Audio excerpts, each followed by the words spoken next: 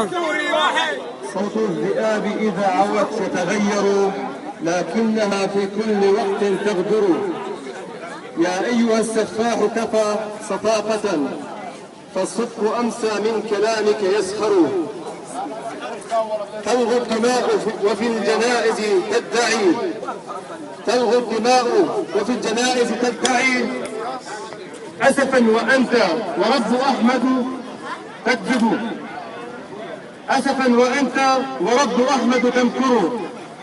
صوت الشهيد الحر في أعناقنا، بركان غيظ بالدماء يتفجر، ورصاصة في صدره مغروسة، وعلى الرصاص في ظلام وجهك يظهر، وبرأيه أخرى يوقع نابها غدرا، وفي درع السهارة ينخر.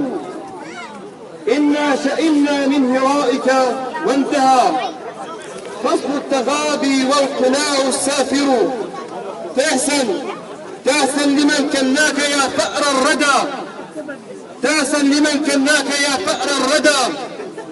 أسدا وأنت من الكلاب لأحقر، أسدا وأنت من الكلاب لأحقر، أسدا وأنت من الكلاب لأحقر. الله أكبر، الله أكبر. والعذر من الكلاب فما لها ذنب، ولكن كلمة تتحرر، كلمة ستحير. وإن الحقيقة شمسها قد أشرقت، القليل الكلب وفي. وإن الحقيقة شمسها قد أشرقت، لتدلك أسوار الردى وتدمر.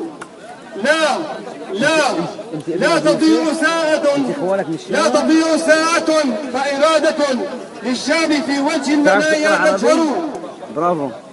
هيا فقتيلنا بكل منية، واملئ سجونك الذي سيزمجر. فرغ رصاصك في صدور رجالنا، فرغ رصاصك في صدور رجالنا، واجعل حديدك فوقنا يتجبر. وضع الحميم وصبه من فوقنا، حتى نذوب مع الحميم ونسهر. واذكر كرامتنا بذلك، واستعر أرضا لكي تنفي الذين يتحررون. نشكر أهلنا في ليبيا، نشكر أهلنا في اليمن، نشكر إخواننا الفلسطينيين، نشكر كل من تضامن معنا، وشكرا للجميع. يوسف. الله أكبر، الله أكبر، الله أكبر، الله أكبر. يقولون من أنت؟ فأقول الأمل والوفاء. يقولون من أين أنت؟ فأقول بلد الحب والعطاء. أفلا تدرون من أين قد جئت؟ جئت من بلد الميخاء. سوريا هي بلدي، بلد القوة والكرم والعطاء. سأغث بجانب بلدي ولن أتخلى عنها في السراء والضراء. سوريا لا تضعفي، فأنا لن يصيبني الجفاء، ولن أسمح لأي حقير ذليل يتمادى في ظلم الأبرياء. يا حاكم